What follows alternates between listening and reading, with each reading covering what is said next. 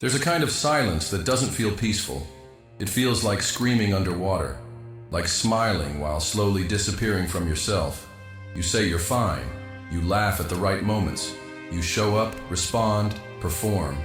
But somewhere behind your eyes, something aches. A quiet ache, a heaviness you can't explain. And it's not the big tragedies that break you. It's the small, invisible ways you've been pretending. Every time you said, "I'm okay," when you weren't. Every time you swallowed your sadness just to keep things normal. Every time you played strong so no one would worry. That's where the fracture began. Because no one saw it. Not the way you've been fading while still trying to be everything for everyone.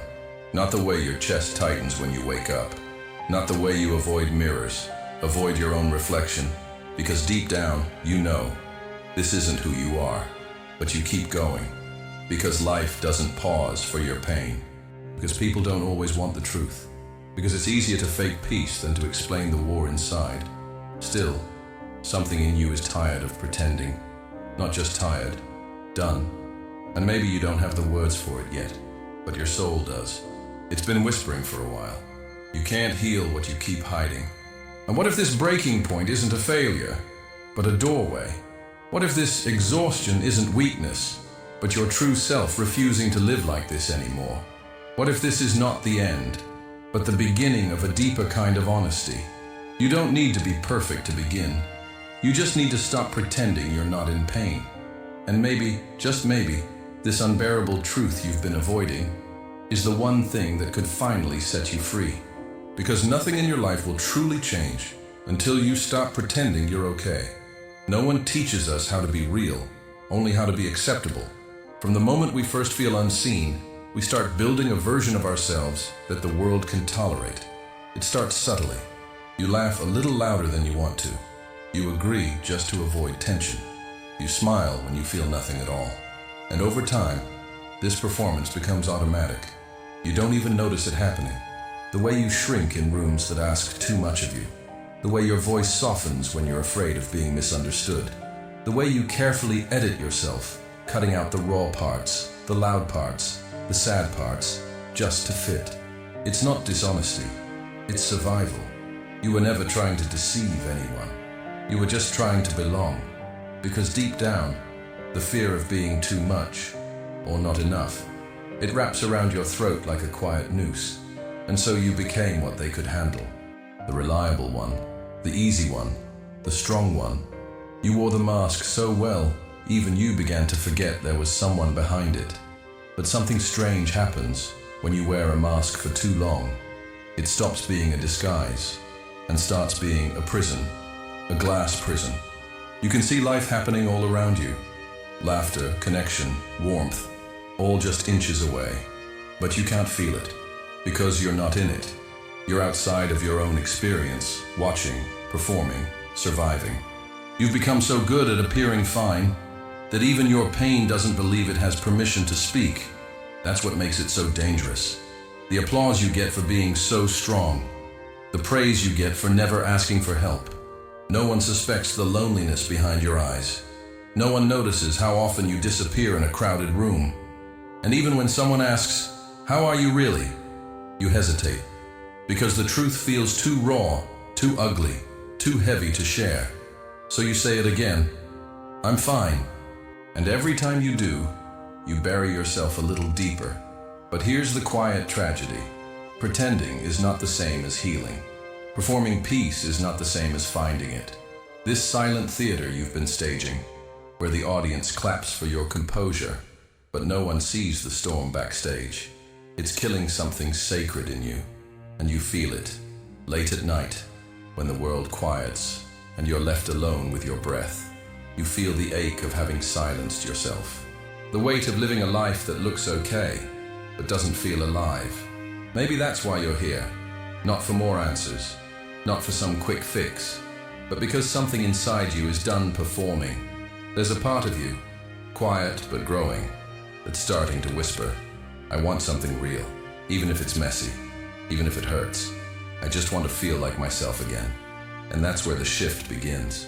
Not with some dramatic transformation, but with the simple, sacred act of honesty. Because when you stop pretending, you don't become weaker. You become visible. You become human again. And yes, it's terrifying. To be seen in your pain. To admit you're not okay. To risk rejection for the sake of truth. But it's also the doorway to freedom. Because you can't be loved for who you really are until you're brave enough to show who that is. So ask yourself, what part of you have you exiled just to be accepted? What truth are you hiding behind the phrase, "I'm fine"? And if you stopped saying that, if you let the truth rise, unpolished and trembling, what would it say? This is not about falling apart. It's about falling back into yourself, unmasking the soul you buried beneath years of being okay. Because the truth is, you were never meant to be a performance. You were meant to be a presence, unfiltered, unfinished, unapologetically real. And maybe, just maybe, your real life hasn't begun yet, because the real you hasn't been allowed to show up. Drop the mask for a moment. If you had the courage to say what you've been hiding behind "I'm fine," what would that truth sound like? Write it below. Not for likes, not for approval, but as if this is the first time someone might actually hear you. No filters, no pretending, just you. Pain has a way of folding itself into silence.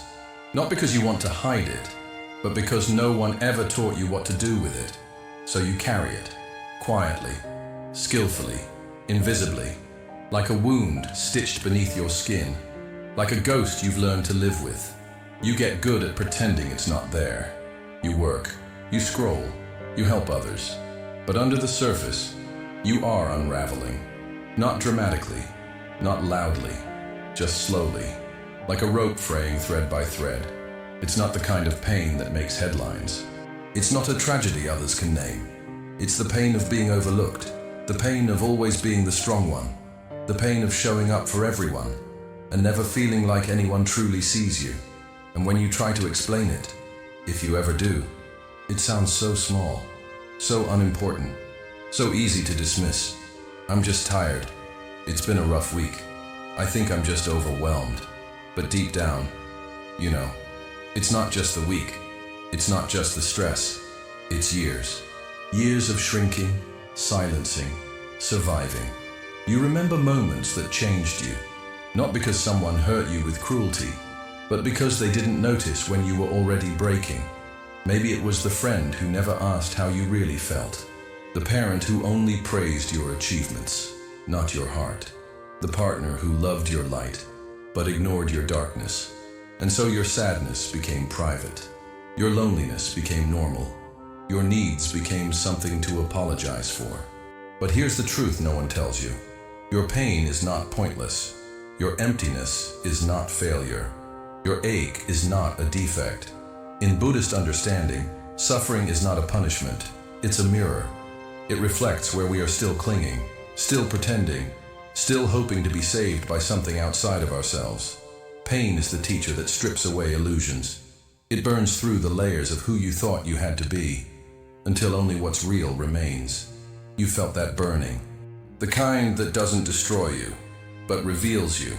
The kind that leaves you raw, vulnerable, exposed, but somehow more alive than before. Because when everything you were holding on to collapses, so does the mask. And beneath it, there's something unshakable, something true, something you almost forgot was there. The part of you that can't be broken, the part of you that knows. You are not your achievements. You are not your image. You are not your wounds. You are the one who witnessed it all, who survived, who is still here, despite everything. So maybe this ache isn't asking to be fixed. Maybe it's asking to be honored, to be heard, to be held without shame. And maybe healing doesn't mean getting over it. Maybe it means finally letting it speak. Ask yourself, what pain have you carried for so long you forgot it wasn't part of you? What sadness have you hidden so deeply it's become the soundtrack of your silence? It's okay to not have the answers. It's okay to feel lost, angry, tired. That doesn't make you broken. It makes you real. And if all you've ever wanted is for someone to say, "I see you, I get it, you don't have to do this alone," let this moment be that. Let these words meet the part of you that's never been met. Because sometimes, The pain isn't what breaks you, it's what finally wakes you up. Let me know when you're ready to move into part 4, where we explore how letting go becomes the path to authentic freedom. Letting go doesn't mean giving up. It means releasing the weight you were never meant to carry. You've held on so tightly to the need to be understood, to the version of yourself others expect, to the image of being okay even when you're unraveling inside. But what if the strength you've been searching for isn't in holding it all together? What if it's in surrendering the performance? We grow up thinking that freedom is about control, managing emotions, fixing flaws, avoiding failure. But real freedom is something else entirely. It's when you stop resisting the truth of your experience. It's when you stop fighting to be someone you're not. There's a moment, quiet but undeniable, when you realize you're exhausted, not because you're weak, but because you're carrying what was never yours to begin with. Expectations, roles, perfection. You've worn them like a second skin, but now they itch, they suffocate, they no longer fit. And the more you try to hold them in place, the more disconnected you feel from yourself. Letting go isn't about apathy, it's about alignment. It's choosing to stop clinging to what steals your peace so you can finally breathe again. It starts small. You say no when you used to say yes. You admit you're tired instead of forcing a smile. You walk away from spaces that make you shrink. And little by little, you begin to remember what it feels like to move without pretending. There's a lightness that comes with it. Not the high of distraction or escape, but the quiet freedom of not needing to prove anything anymore. You don't have to justify your pain. You don't have to explain your boundaries. You don't have to keep dressing up your sadness in polite language. You just get to be raw, real, honest. And in that honesty, you become powerful, not because you have control, but because you're no longer controlled by the fear of not being accepted. In the Buddhist path, letting go is not about detachment from life. It's about detachment from illusion. The illusion that you have to earn love. The illusion that your worth is tied to how little you need. The illusion that vulnerability is weakness. The truth is, the more you let go, the more space you create for something real to enter. Not more noise, not more people, but a deeper connection with yourself. Imagine walking barefoot again, not because everything is soft, but because you're no longer afraid of feeling. Imagine letting the river carry you instead of constantly swimming upstream. Imagine allowing yourself to rest without guilt, without apology.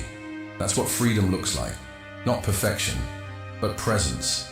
And yes, it's scary to release what defined you for so long, to let go of who you thought you had to be. But isn't it scarier to keep living a life that doesn't feel like yours?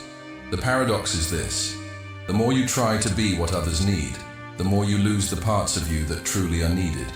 Your authenticity, your depth, your quiet power. So let go. Let go of the mask. Let go of the guilt. Let go of the version of you that was born only to survive. You don't need to be better. You just need to be here, breathing, feeling, becoming. Because the truth is, you were never broken. You were buried under years of pretending, pleasing, proving.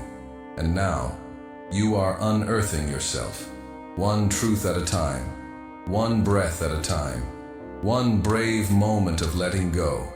There comes a moment when even words feel too heavy. When you've said everything there is to say, to others, to yourself, to the silence that keeps answering back, and nothing changes. Not because you're not trying, but because some truths don't need to be solved. They need to be sat with. You've spent so long running, from the ache, from the emptiness, from the question, what if this is just who I am? But what if that question isn't something to fear? What if it's the beginning of your return? Not to the past, not to the version of you who had it all together, but to the quiet, untouched part of you that has always known how to be here, without pretending, without escaping, without needing to be more. This isn't about fixing yourself. It's about allowing yourself to feel, to grieve, to exist as you are. There's a kind of healing that doesn't look like progress. It looks like stillness. It looks like sitting on your floor at 2 a.m., staring at nothing and realizing you're still breathing. You're still here. And maybe that's enough. The mind will try to make sense of it all. It will beg for a plan, a solution, a narrative that makes the pain worth it. But the heart only wants to be heard. And sometimes healing sounds like silence, not empty silence, but the kind that wraps around you like a soft blanket and says, you don't have to try so hard anymore. This is the paradox of awakening. You stop searching and you start seeing. You stop striving and you start arriving. In Buddhism, we don't escape suffering by denying it. We meet it. We bow to it. We let it teach us what cannot be taught in words. Because the truth is, pain is not the enemy. Resistance is. It's the fight against reality that exhausts us, not reality itself. So what if, just for a moment, you stopped fighting?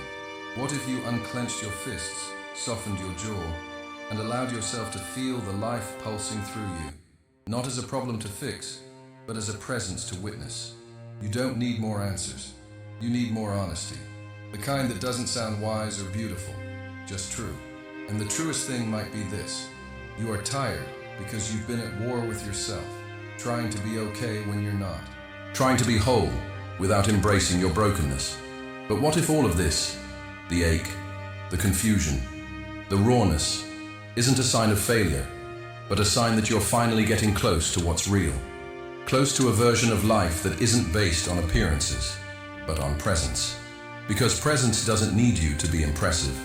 It just asks you to show up with your cracked voice, with your trembling hands, with your unfinished healing.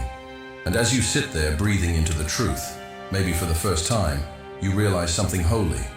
You are not the storm. You are the sky holding it. Still, open, enough. So let this be your prayer, not for perfection, not for answers, but for the courage to be here, in this moment, exactly as you are. Because everything changes when you stop pretending, and everything heals when you stop running. And maybe, just maybe, what you need most right now is not another version of yourself, but the silence that finally lets this one breathe. What if everything you're looking for is already here, waiting for you to stop fighting and simply be? What if you've never really been lost, just hidden beneath the mask of being okay? And what if the first step to freedom isn't doing anything at all, but finally, mercifully not pretending anymore?